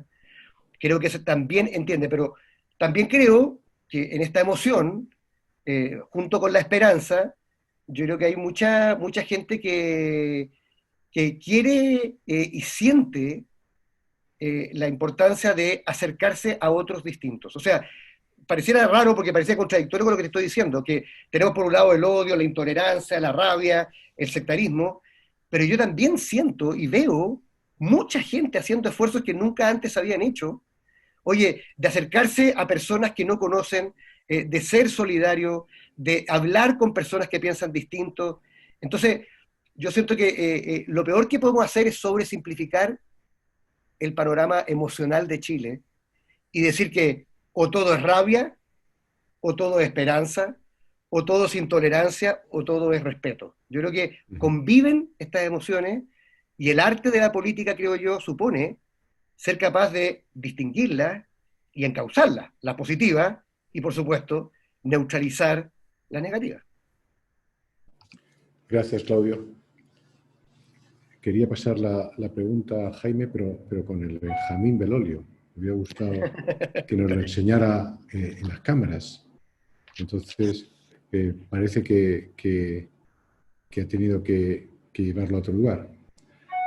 Te decía Jaime, ya me estoy dirigiendo yo a ti, que te quería pasar la palabra a ti ahora para hablar de qué emociones son las que tú ves que la política de Chile en este momento tiene que hacerse cargo, pero que me hubiera parecido estupendo que nos presentaras al Benjamín Belolio, pero veo que tuvo que salir de la cámara, ¿no? Sí, León se llama. León nació en la mitad de la pandemia, así que tuve la suerte de estar con León casi 90 días en cuarentena, porque fue un poquito antes de que él naciera a después para poder cuidarlo. Y a pesar de que no me lo preguntaste, pero lo voy a decir igual. Para mí el hecho de estar esos 90 días en la casa significó darme cuenta de una tremenda deuda de corresponsabilidad que tenía yo con la formación de mis hijos. Yo tengo una pega que significaba salir muy temprano en la mañana y llegar muy tarde, y por tanto en las mañanas yo, claro, los levantaba, los llevaba al colegio y después mi trabajo, que era muchas veces en Valparaíso. Yo sé, no todos los diputados lo hacían, ¿no? Pero durante los 6 años yo viajaba siempre a Valparaíso y volvía. Aunque llegara a las 11:30 de la noche, porque al día siguiente me levantaba para llevarlos al colegio, era parte de mi trabajo. Pero al darme cuenta acá, en la mitad de la pandemia, dije, wow, hay una cantidad de pega que no estamos haciendo los hombres muchas veces, que es muy importante, que es muy difícil. Y ahí hay una primera reflexión sobre qué sentimiento, qué emoción. Y es que en la pandemia hay muchísimas personas que tienen cierta angustia, que se ha deteriorado su salud mental, porque no es lo mismo las condiciones en las que muchos de nosotros podemos hacer una cuarentena que las que les tocan a otras personas, como decía Claudio. Claro, yo le decía que tengo mala señal de internet porque vivo afuera de Santiago, pero al mismo tiempo vivo en una parcela. Una parcela donde tengo gallinas, un huerto, donde tengo árboles frutales, entonces cuando mis hijos quieren salir a comer naranja, les digo, abra la puerta y vaya a buscar la naranja. Y perro, y entonces eso es un privilegio extraordinario. Ahora, claro, también tiene otra lógica que me gusta, que es que yo vivo a 500 metros de una población y por tanto me encuentro con ellos a los mismos lugares a los cuales tenemos que ir a comprar al supermercado, vamos al mismo lugar donde compramos la comida al perro, nos encontramos siempre. Claro, después del 18 de octubre fue un poquito complejo porque como precisamente saben dónde vivo, algunos me empezaron a amenazar con eso. Y antes de ser ministro, me tocó que algunas personas, por una votación, el retiro del 10%, mucho antes, digamos, hace 3 meses antes, y tuvieron esta lógica de circular mis datos personales, decir, sabemos cuáles son tus trayectos, sabemos cuál es el colegio que tus hijos van. O sea, es decir, que se sienten con el derecho de que porque alguien piensa diferente, amedrentarlo de manera que no pueda expresarlo. Entonces, hay otro sentimiento que lamentablemente es una mezcla entre rabia, odio y temor. Y eso también nos hace mal. No es algo propiamente chileno, pero sí se dio con mucha más fuerza después del 18 de octubre. Esta idea de que hay una búsqueda nueva por una identidad común. Algo decía Claudio, de ser parte como de un proyecto común de sociedad. Pero hay una búsqueda de identidad. Y en un mundo que cambia a una velocidad gigantesca, esa identidad desde las personas más de derecha o más conservadora se transforma en que lo único que te da identidad es el pasado. Entonces todo tiempo pasado era mejor y por tanto cualquier cosa que modifique ese pasado pone en riesgo esa identidad que es lo único que me queda cierto y por tanto se transforma en mi enemigo. Estoy hablando del radicalismo de derecha y por tanto es mi enemigo el migrante, es mi enemigo las comunidades de minorías que quieren cambiar algunas de las instituciones antiguas, etcétera, etcétera. Y desde el punto de vista de la izquierda radical, bajo esta misma búsqueda de identidad, lo que ocurre es que ellos consideran que sus causas son tan moralmente superiores que los medios para conseguirlas incluyen la violencia. Y lo hemos visto, de nuevo, no solo en Chile, sino que también en otras partes del mundo. Y eso cuando se visibiliza demasiado, te genera esta polarización gigantesca, sumada a que las redes sociales hoy día son... Bueno, hay distintas redes, ¿no? Twitter es diferente, el ambiente de Twitter es distinto al de Instagram, es distinto al de Facebook, pero lo que quiero decir con esto es que se amplifica una realidad que es falsa. Hay algunos que creen que cuando se meten a su Twitter y ponen algo y ven que lo felicitan mucho, dicen, la gente está de acuerdo conmigo. No, eso es lo que Twitter te quiere hacer sentir, porque precisamente quiere que estés más tiempo ahí. Pero no es la realidad. Y yo veo que hay demasiados que creen que la política es Twitter. Entonces que si tienen más RT o tienen más likes, entonces tienen la razón. Y esa no es la política. Entonces, tener una democracia semi-secuestrada por los algoritmos de las redes sociales es un problema porque no humaniza la política. Porque precisamente no es capaz de ir al trasfondo ideológico en cuál es la sociedad que uno quiere construir y vivir juntos. A mí siempre me gustó un poema de John Donne, que es muy antiguo, pero que en verdad yo lo conocí porque es una canción de Metallica también, que se llama ¿Por quién doblan las campanas? From Whom the Bell Tolls. Y que además es una película de amor, un clásico, digamos, y un libro y todas esas cosas. Pero en ese poema se dice algo muy, muy cierto, no me lo sé de memoria, así que no se lo puedo recitar, pero básicamente hay una parte que dice, si una parte del continente es arrasada, ya sea una porción de tierra, también me afecta. Es decir, tu destino está ligado al mío y por tanto no preguntes por quién doblan las campanas, sino que también doblan por ti. Es decir, lo que me pasa a mí también te pasa a ti. Y eso yo creo que también es una emoción que nos comenzó al menos a hacernos preguntar durante la pandemia. Porque lo que... bueno, ahí apareció de nuevo León. Lo vimos pasar, lo vimos. El backstage. Porque, por ejemplo, con respecto a la pandemia, en la pandemia uno se obliga también a ponerse en el lugar del otro. Yo tuve a mi viejo con COVID y estuvo una semana por suerte no con ventilación mecánica, pero sí una semana en la clínica. Y entonces uno lo siente distinto, y no tengo ninguna duda que muchos de ustedes han tenido familiares que han estado con COVID, que lo han pasado pésimo, y lamentablemente también quizás algunos de ustedes han muerto, algunos de sus amigos, algunos de sus cercanos. Entonces eso nos hace vivir también una experiencia juntos que creo que puede ayudarnos a salir juntos de la pandemia. Y solo para terminar, yo creo que es verdad que hay algunos que ven en el plebiscito o en los próximos meses una esperanza de cambio y otros ven un riesgo gigantesco. Entonces es como el temor de uno u otro lado mezclado con esperanzas también de uno u otro lado. ¿Cómo darle el clavo de manera que, sea cual sea el resultado? Yo creo que es bastante transversal, además, que si llegara a ganar el rechazo, es obvio que hay que cambiar la Constitución. La Constitución tiene forados gigantescos que hacen que hoy día simplemente no pueda seguir funcionando tal como está. Entre paréntesis también. A mí me dolió cambiarme de posición. No me fue sencillo. Porque yo todavía tengo en mi mente que en enero del año pasado, Consejo General de la UDI, 500 personas, todos hablando en el rechazo, y yo fui el único que fui a hablar por el apruebo. Me pifiaron al inicio, pero me aplaudieron cuando me bajé. Y me dolió cambiarme porque en el fondo fue una frustración personal, el darme cuenta que había algunos que no querían respetar los acuerdos, que no estaban disponibles a negar la violencia, que no estaban disponibles a aceptar la institucionalidad. Entonces, de nuevo, si nosotros cambiamos el entorno, podemos cambiar la conducta. Y ese entorno necesitamos cambiarlo con urgencia. Necesitamos mucho más de estos grupos y de estas personas que sean capaces de decir, oye, ambas alternativas también, se puede. Necesitamos construir un futuro juntos. Entonces sí, yo creo que hay esperanza, pero está muchas veces mezclada con mucho temor, con un poquito de rabia y odio, y entonces el resultado es como reservado. Y en la medida que haya más de esto, estoy seguro que podemos cambiar las condiciones de manera que el resultado sea siempre mejor.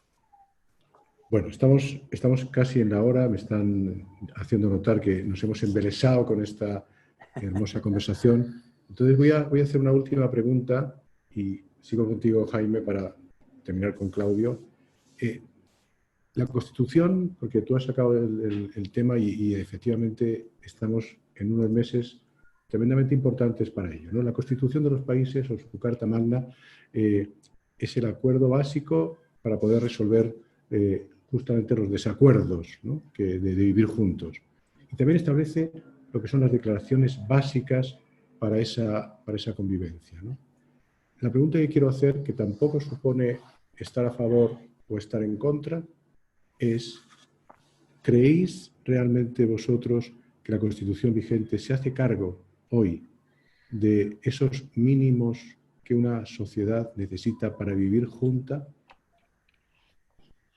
¿Cuál sería tu respuesta? Y ahí, ahora sí os voy a pedir como algo de más melaconismo para que podamos ir cerrando este espacio y nos den alguna opinión desde fuera. A ver, yo creo que la respuesta es sí. Lo que ocurre es que la Constitución cumplió un ciclo.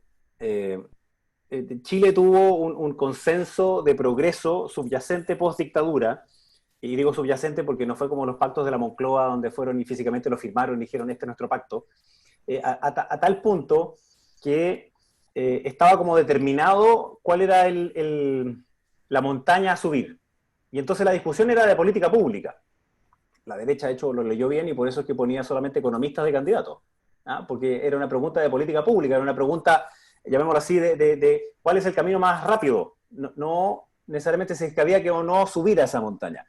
Y se llamaba a aquellos que no estaban en este pacto social, se les llamaba extraparlamentarios, porque todo pasaba al interior del Congreso. Pero eso fueron los 90. Ya los 2000 empezaron a ser un poco más complejos. Habíamos cumplido parte de las demandas de la ciudadanía, y esto que nosotros siempre nos felicitamos durante tantos años, el decir que la pobreza bajó de un 45% a un 8%, significa por definición que hay millones de personas en la clase media que antes eran las personas vulnerables, que miran el futuro con cierta incertidumbre y que tienen ciertos temores de que lo que ellos avanzaron con su esfuerzo en educación, en salud, en trabajo y en otros se pueda derrumbar. Entonces, la Constitución creo que sirvió para el primer estadio de desarrollo del país, pero quedó añeja para el segundo momento de desarrollo que necesita el país. A tal punto que hoy día hay poderes del Estado que se entrometen unos con otros. O sea, el presidencialismo como tal, por supuesto que yo creo que no... Tenemos que cambiarlo. Tenemos que cambiarlo porque está siendo atacado por el Poder Judicial y está siendo atacado por el Poder Legislativo. Entonces no funciona. Si ya no funciona un gobierno en el cual tú tengas una mayoría para ser presidente, pero tengas una minoría en el Congreso. ¿Por qué? porque ocurre que es muy frustrante para la ciudadanía.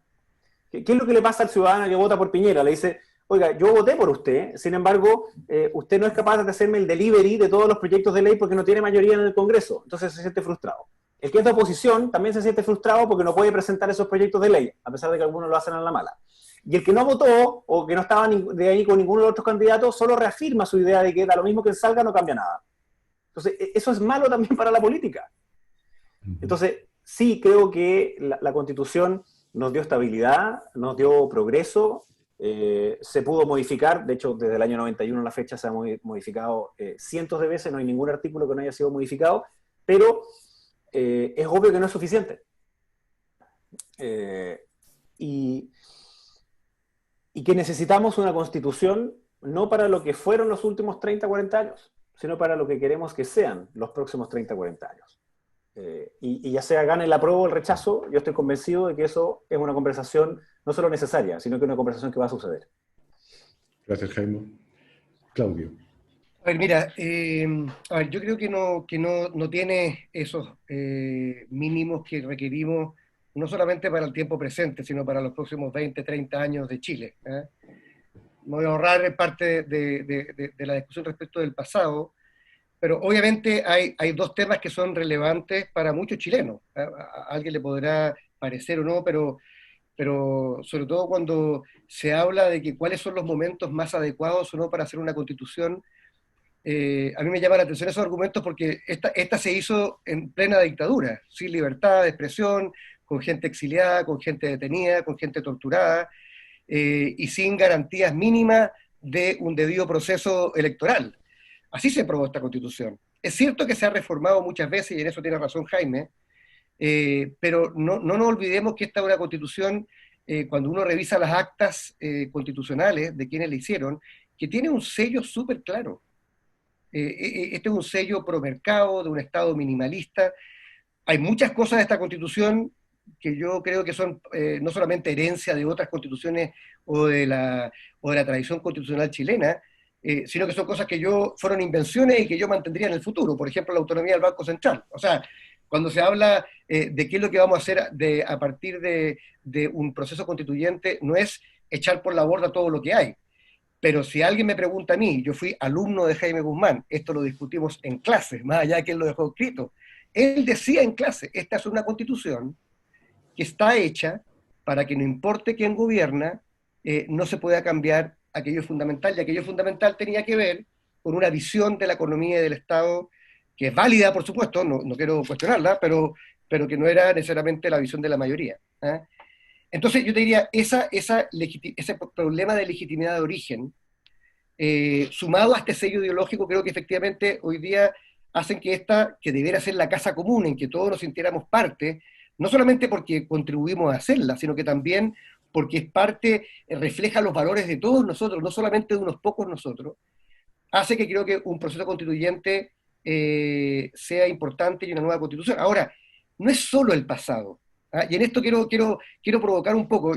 Tú sabes, Juan, lo comentamos a raíz del lanzamiento de tu libro, que hoy día, cuando uno mira el mundo, no solamente Chile, que tiene estas particularidades que estamos hablando ahora, pero uno mira el mundo, cuando uno lee a personas como Daniel Innerarity, que habla de la democracia compleja, uno se da cuenta que las democracias están en crisis en muchos lugares del mundo, donde el equilibrio entre lo técnico y la participación de la ciudadanía, que estaba reducida a votar cada 4 años, ya no es suficiente, donde hay fenómenos globales, donde la corrupción y el poder del dinero ha horadado las bases de muchas democracias. Donde, por ejemplo, temas como la descentralización, el rol de la ciudad, el medio ambiente, el rol de la mujer, los pueblos originarios, la estructura del Estado, son temas que se están revisando en muchos lugares del mundo que no tienen la historia de la Constitución del 80 chilena. Entonces, hay algo de este debate que tiene que ver con nuestra historia y nuestro presente, pero yo creo que hay una agenda tremenda de temas para el futuro. O sea, yo soy un apasionado de las ciudades. Yo digo, pero ¿cómo vamos a gobernar bien Santiago, oye, con 52 comunas, islas por el lado, o con un ministro que decide todo hasta el último detalle? Tenemos que tener gobiernos metropolitanos, tenemos que tener regiones más fuertes, tenemos que tener consagrado en la Constitución el rol de la mujer, tenemos que tener un nuevo pacto con los pueblos originarios. Esos son temas de futuro. no son temas de pasado. Entonces, si tú me preguntas a mí, yo soy de las personas que cree profundamente en la importancia de este proceso, no solamente porque Jaime estaba en el Congreso en ese momento y él podrá decirlo, todos en octubre del año pasado, en noviembre del año pasado, creíamos que esto se podía descarrilar completamente. Y creo que este pacto por la nueva Constitución y la paz fue una salida institucional para un problema social desbordado, con sus dimensiones de violencia irracional o anarquista, como quieran llamarlo, o delictual, pero también con una gran cantidad de chilenos y chilenas que también salieron pacíficamente a las calles a decir que querían cambio. Entonces, esta es la manera de canalizarlo. Ahora, yo quiero decirlo ahora porque está Jaime acá y somos amigos y él sabe que es bueno esta cosa no solamente decirla en privado, sino decirla en pública. Yo creo que tan válido es la propuesta, es la postura de la gente que vota rechazo como la gente que vota el apruebo. Yo me lo voy a jugar por el apruebo. Y espero que vote mucha gente en el plebiscito, cosa que este sea un tema que tenga obviamente validez y legitimidad. Y después, si gana la prueba, como yo creo que va a ser, pero insisto, es válido cualquier postura, vamos a elegir convencionales. Ahí te equivocaste, Jaime, porque son, si no me equivoco, 9 elecciones en 18 meses, incluyendo el plebiscito y la elección de convencionales. No, porque tienes concejales, alcaldes, gobernadores, convencionales, cores, diputados, senadores y presidentes. No, y me refiero a procesos electorales. Los dos tenemos razón. Bueno, parece abogado, pero bueno. Oye, entonces digo esto porque yo soy un convencido de que cuando elijamos los convencionales, que por primera vez va como las reglas que quedaron establecidas en este acuerdo interesante, porque no pueden ser candidatos a nada después. Entonces, el perfil de persona que Benito Baranda diga que está disponible para ser convencional, ¿ah? Me parece interesantísimo, ¿ah? Que mujeres del mundo de la cultura, que, en fin, yo creo que esta es una tremenda oportunidad para Chile, no solamente para saldar cuentas con el pasado, sino especialmente mirando la crisis de la democracia tradicional en el mundo, saldar cuentas con el futuro, sentar las bases de una casa común que no sea ahora la constitución del otro sector político, sino que sea, por el tema de los 2/3, una constitución que nos represente a todos y siente las bases de un Estado moderno, transparente, eficiente, y que dé garantía a los derechos de las personas, ojalá por los próximos 30, 40 años. Okay. Bueno, antes de dejar la palabra para que pueda alguno de las personas que han escuchado, que nos den su reflejo de lo que han escuchado, yo quiero recordar que como estamos en pandemia, y a pesar de esa desacertada, a mi juicio, palabra o frase de distanciamiento social, ¿no? Si estuviésemos físicamente juntos, nos hubiéramos levantado y os hubierais dado con el codo, como despedida, que no un codazo, como dice Jaime, que se produce en el Parlamento, sino ¿os abrazáis vosotros cuando os veis?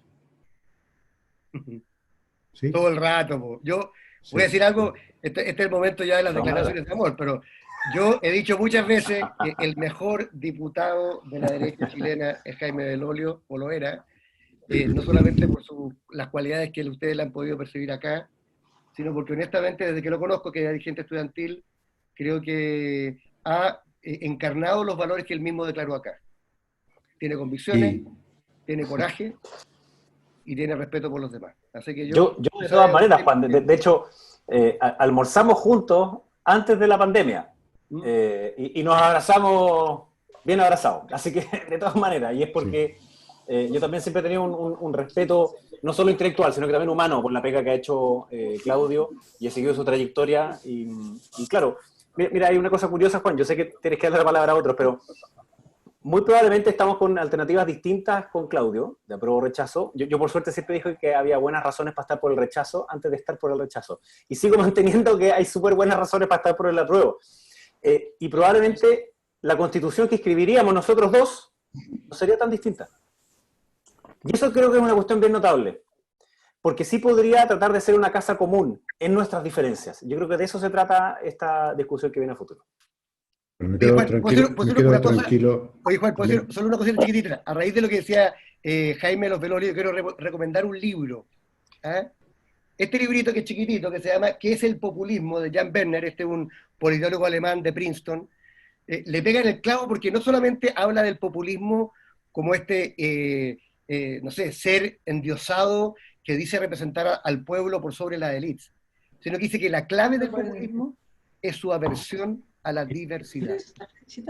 Y tiene que ver exactamente con lo que está diciendo Jaime hoy día, que tenemos que reencantarnos con la diversidad de nuestro país.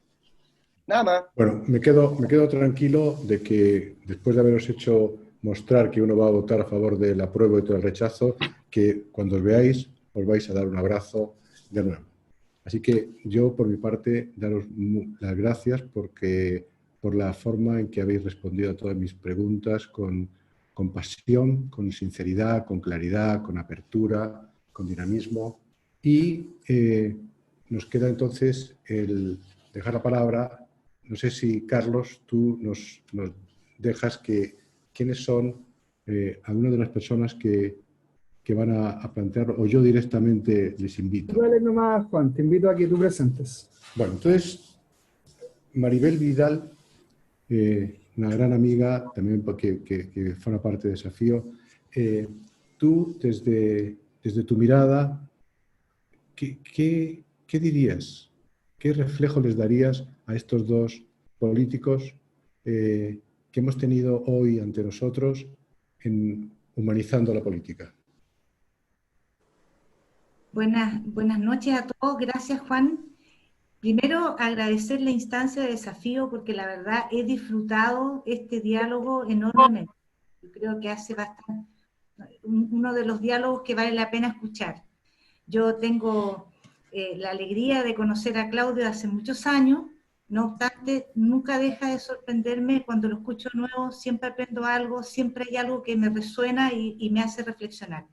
Y en el caso de Jaime, que obviamente lo conocía en su rol público y también había escuchado cosas muy positivas de su función, ha sido un agrado ahora ver al ser humano detrás, ¿no? Entonces yo creo, como la primera reflexión es cuán importante es establecer espacios en donde pongamos a la persona, al ser humano delante del rol, delante de la experiencia, delante de la posición política, y además generar un espacio en donde el compartir se siente tan sincero y tan auténtico, ¿no? A mí personalmente me movilizó mucho lo que escuché de ustedes dos. Y yo voy a rescatar tres cositas que fueron las que me resonaron más fuerte. Primero yo escuché la importancia de cuidar la democracia, ¿no? De cuidar la democracia y de devolverle el valor a lo público, a lo político, al servicio público. Yo creo que eso nos hace muchísima falta. Y eso parte por poner al otro, al ser humano, al centro de toda decisión. También me quedo con cuán importante es que, no sé si la palabra es recuperar o aprender a dialogar de verdad. Yo creo que hemos perdido esa capacidad de dialogar. Yo vengo de una familia donde también, con participación política, antes del año 73, por lo tanto desde chica, estaba como acostumbrada a escuchar en la mesa personas que pensaban políticamente distinto, no obstante podían dialogar. Y yo creo que algo nos ha pasado a los chilenos, que el diálogo es como sinónimo de negociación, y no el espacio donde yo conozco al otro. Por lo tanto, también recupero esa necesidad que tenemos de aprender a dialogar, de enseñarle a los más jóvenes a dialogar. Me quedo también con el sentido de urgencia, de recuperar el verdadero sentido de la comunidad. Y por sobre todo, me quedo con el gran valor que tiene la diversidad y la inclusión como un eje central de la construcción del país que queremos tener. Y para que eso ocurra, primero nos tenemos que conocer, a partir de eso tenemos que formarnos de nuevo como comunidad y obviamente generar todas las instancias y las políticas para que todos participen. Así que yo agradezco profundamente este espacio, me he quedado con mucha esperanza y con las ganas de que obviamente más hombres con tanta vocación y pasión como sentí en Jaime y sé que tiene Claudio, sea contagiosa. Gracias, Maribel. Y vamos a terminar con el presidente del directorio de Desafío, con Patricio Brown, para que también él nos dé su reflejo de lo que ha sido este encuentro. Bueno, muchas gracias a Jaime y a Claudio. Yo me quedo con dos emociones que son las que me resuenan más fuertes al escucharlos a ustedes. Una es gratitud y la otra es esperanza. Gratitud porque me ha resonado muy fuerte el tema del valor de la política en el mundo que hoy vivimos. Me trajo mucho a la memoria a Mandela, alguien que yo he seguido mucho. Recuperó en Sudáfrica el valor de la política y por eso que Sudáfrica terminó siendo lo que era en medio de una crisis tremenda. Lo otro que rescato profundamente es la diversidad. No existe en el futuro de Chile, no existe que no hayan los Jaime o los Claudio. Son necesarios. Son necesarias estas miradas diferentes porque el valor de la diversidad es fundamental para construir un nuevo país. Concuerdo mucho con lo que tú dijiste, Jaime, de que hoy día muchos se paran de la supremacía moral, no solo en política, en religión, en distintos aspectos, y con los que están parados desde la supremacía moral es muy difícil construir porque ellos se sienten superiores y dueños de la verdad. Y por último lugar, rescato mucho la humildad de ambos. Además, fue muy bonito ver el cariño de cómo se trataron. Por supuesto que este es un ambiente favorable para eso, pero yo creo que necesitamos, al ver al otro, tratarnos con cariño. La política del nuevo trato, la política del respeto por el otro para construir un país diverso. Sin diversidad es imposible construir la nueva nación que queremos. Y felicitarte, Jaime, por el cargo que has aceptado con todas las dificultades. Estaremos desde este lugar apoyando lo que tú haces, lo mismo que hace Claudio desde otro lugar. Y quizás quedarnos todos con esta pregunta. ¿Se puede hacer buena política? ¿Se puede construir un país distinto? ¿Se puede dar un salto en nuestro país y solucionar los grandes temas? Así que muchas gracias por este espacio de humanidad. Sin humanidad es imposible vivir. Así que muchas gracias a Jaime y a Claudio por tan bonita experiencia en esta tarde. Muchas gracias. Bien, creo que hemos llegado entonces al final de nuestro espacio. Carlos, ¿alguna palabra más que quieras decir para cerrar? Sí, reiterar los agradecimientos a Claudia y a Jaime por abrir el espacio, abrir de repente el corazón humano en un ambiente que de repente es difícil, y agradezco profundamente eso. Y agradecer también por la emoción.